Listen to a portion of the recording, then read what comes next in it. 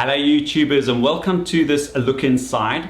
This is rather a quick unplanned video. It's a Saturday and I've got my TiVo Roamio box here. So this is for cord cutters. I can actually highly recommend them. So for cord cutters who still want to kind of PVR broadcast TV or even pull things off the internet, have YouTube, great little device. But last night it started making a noise, either the hard drive or the fan, so I thought, it's not that old, it's probably about 3 months old, and I say it's got this whirring inside. I'm hoping it's the fan, hoping it's not the hard drive. So I got it down onto the bench. I was just going to open it up and see if I can resolve, and I thought, well, while I'm opening it up, just out of interest, if anyone else has the same problem, at least you'll know how to open it up, and then we can have a quick look inside. You can see what it looks like and then see if I manage to find and resolve the problem. So anyway, let's get down to the bench. Right, so here is the TiVo Roamio box. I've already opened it, but let me explain how to get into it. I started off thinking it was just plastic clips right around the side, so I used one of my little sprodgers to start opening it up and then realized that the back wouldn't come up. And at the back, so where you want to start if you are opening this up is right at the center here. You can see off to the left there is a torque screw. That one can be left in place. But right in the center there's a hole and there's a torque screw that goes in there. So that is a torque screw. And just for those of you who don't know, these torque bits, this happens to be the T9 bit. It was very easy to get out, or literally all I needed to do was place that in there and unscrew it. And then there's just a series of plastic tabs or hooks holding it, which come open very easily once you get that out. And then you're inside the device. Once you've got the lid off, what seems to be a fairly simple and straightforward layout, we've got a Seagate hard drive, 3.5 inch, 500 gig, so half a terabyte hard drive on the side. Then on the right side, we've got the main motherboard with, I'm obviously assuming the main CPU is under this heatsink. What I did discover was when I opened this up, the CPU is held down by these 4 clips, spring clips, which kind of spring it onto the main motherboard. And one of these was loose. It was pulled up so the heatsink was sitting at an angle. So that's certainly not good.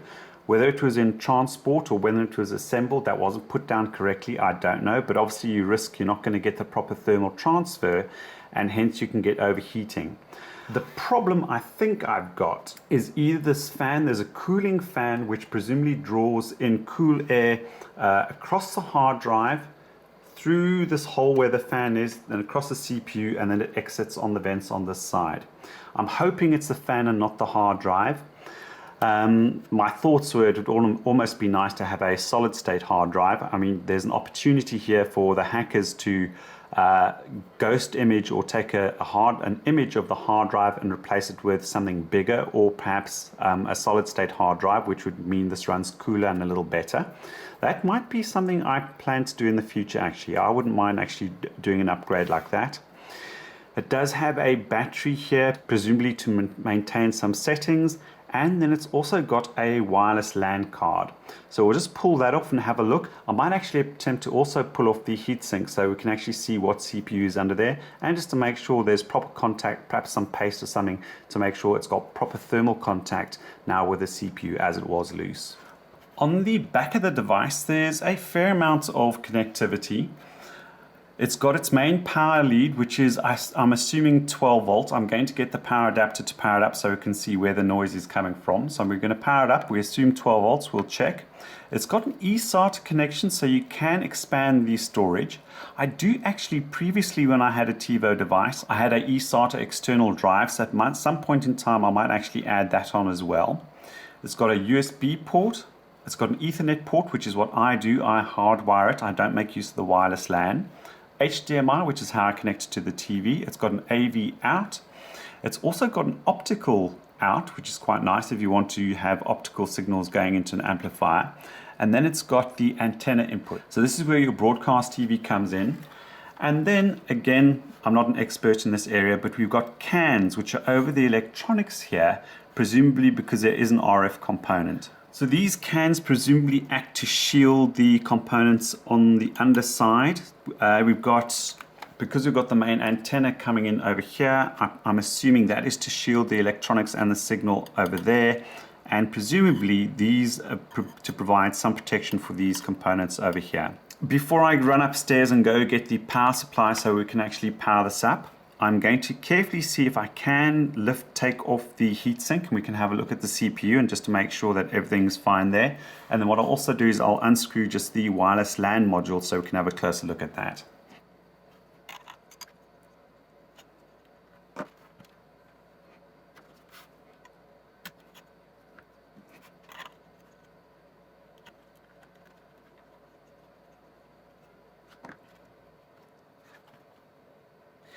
Right, I've tried to actually remove these pins which are holding the heatsink down to the CPU, but it looks like they need to be squeezed from the bottom.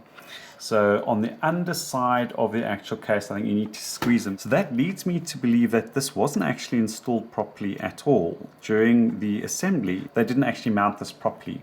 There's a very tiny footprint of this heatsink that actually sits on top of the CPU. I can just see it underneath. I was quite surprised. I was expecting a bigger footprint, but it's literally just a tiny little footprint which actually sits on the CPU. But as it's approaching evening, I do not have the time to pull everything apart because Trouble and Strife, that being my wife, will not be happy if I don't have this together by the time evening arrives. So what I'm going to do, I'm going to power it up. I've got the power supply. It is a 12 volt. Let me double check. Yeah, it's a 12 volt 2 amp power supply. So I'm going to power it up so we can hear the noise. Right, we're ready to power it on.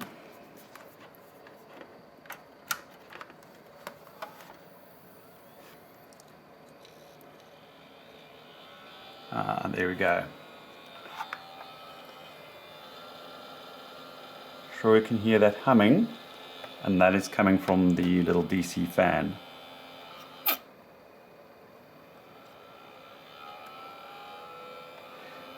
That makes rather an annoying sound that transmits through the case and then onto the actual surface that it's sitting on. The sound gets amplified.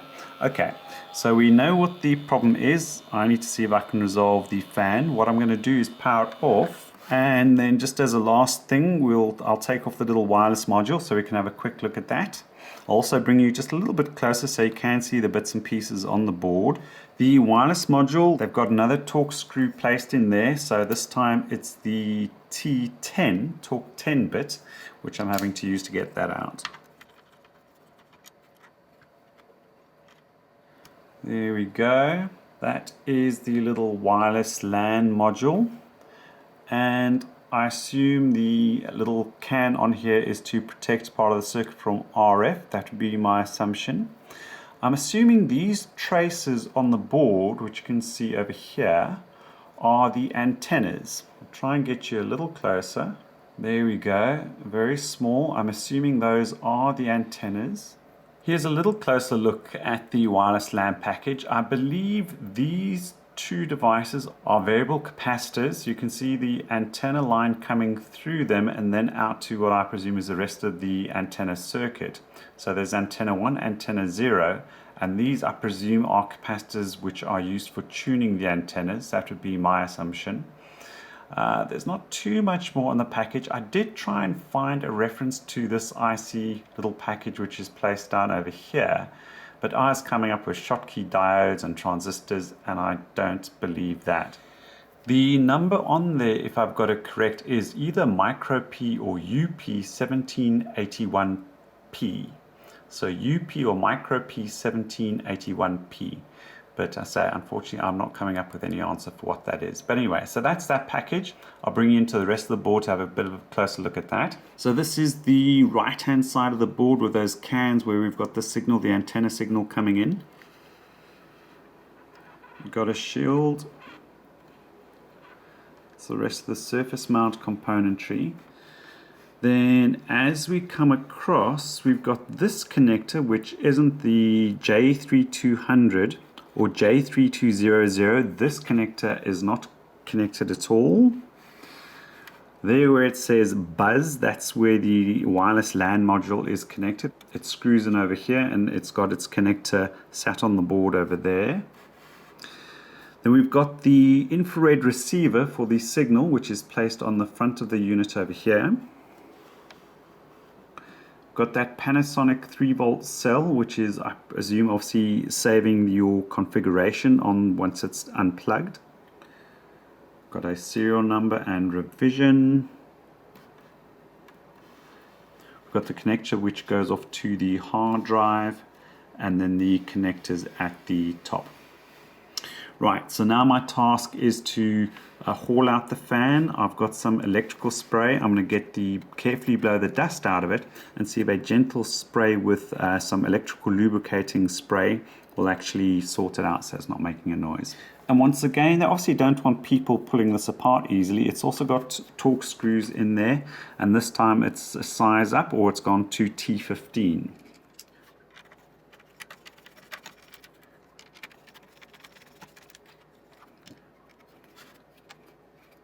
Can't believe it. I can now see, I thought it would simply unclip. I can see there's another set of screws underneath the motherboard holding it in, the buggers. I thought this is going to be straightforward, so I've got a little more work ahead of me.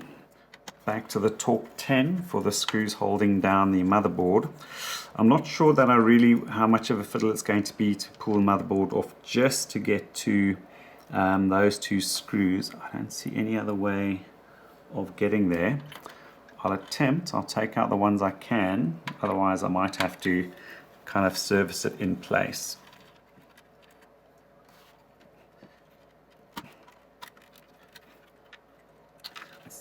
The data cable and the power to the hard drive, and then the little fan power supply, which I'm taking out now.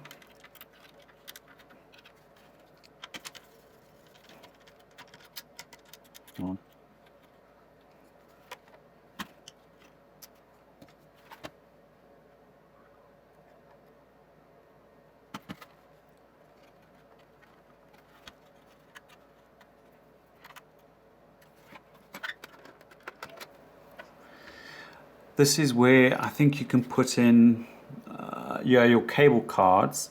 So you can have a cable connection to this. I'm just wondering where the screws under here are. There must be some connection to the motherboard, but yeah, it looks like it. But unfortunately, I don't really have the time to pull everything apart. So I'm going to go for trying to service it in place.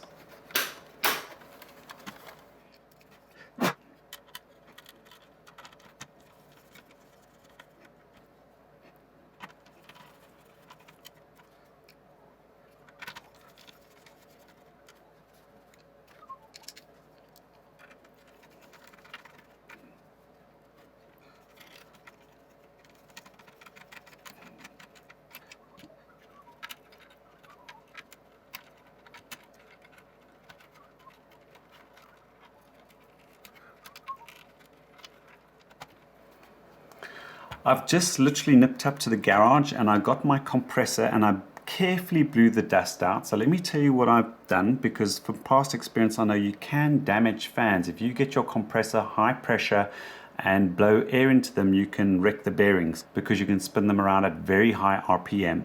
So I actually held my finger gently on the actual fan blades and blew out all the dust from the fan, then all around, just to clean the rest of the board and get the dust out of here. And then I used this Deoxit DN5. So this was something that was recommended for one of the other look inside projects. I think it was a Heath voltage reference, if I recall, for cleaning up contacts. Now I'm hoping that this should do the job. I've just gently sprayed a little bit inside the fan. Hopefully that cleans it up, perhaps puts a little bit of lubrication on the bearings. If I've used the wrong thing, I'm sure I'll hear about it in the comments, or you can make your own recommendations what's best to use on a fan like that. If I've really got it wrong and the fan goes awry or it doesn't work, I may have to end up replacing the fan. But let's apply power and see if that's going to work.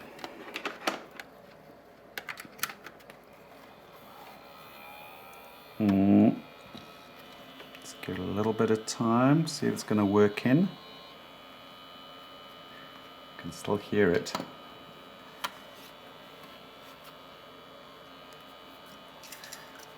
Okay. I'm going to be naughty on my head bit. I'm going to apply a little bit while it's running. It is getting quieter. You know what? I think, stand to be corrected, but it's working itself in.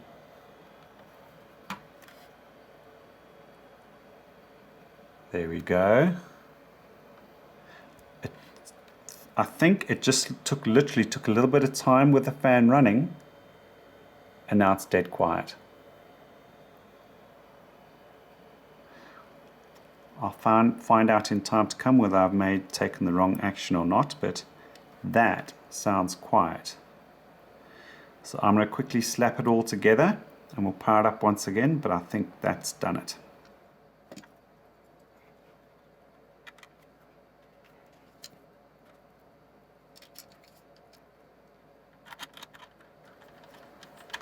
I almost forgot the wireless WAN module. I saw a spare screw and I thought, where does that go? And then saw the module on the bench. So, okay, remember that in the nick of time.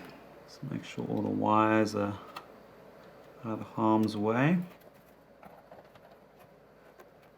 So I think the trick to this is there's a little clip at the front of the board. There's a little bit of dust in here. I should wipe that off before, but there's a clip in here and it's almost like you have to catch it in at the front and then lie it back. You catch it in front underneath this little part here. Okay, I've given that a bit of a wipe down. Slip that in there. I know there are little plastic clips around the side.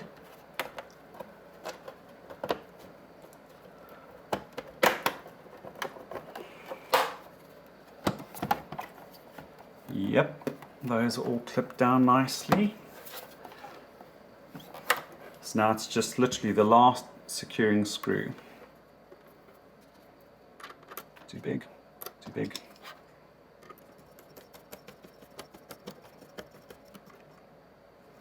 There we go, that's the last one. We'll power it up one last time just to double check.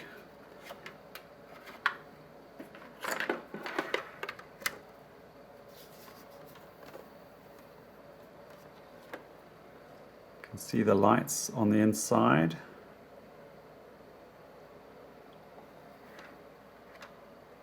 And that is now dead quiet. So there we go, just a little lesson, because that almost caught me. I was about to get the spray out and try and spray some more on it. It's just a little bit of patience, just let the lubricant work itself in, give it 30 seconds, a minute or so, just let it work into the fan, but that seems to have resolved the problem, so it's nice and quiet. One little note I'll just add before we end off about that. As soon as we heard it making a noise last night, my wife's response was, oh dear, isn't that new? You'll have to just send it back. And of course that would have been a pain in the butt, because for one, we've got programs which have been recorded on the TiVo Roamio on the hard drive.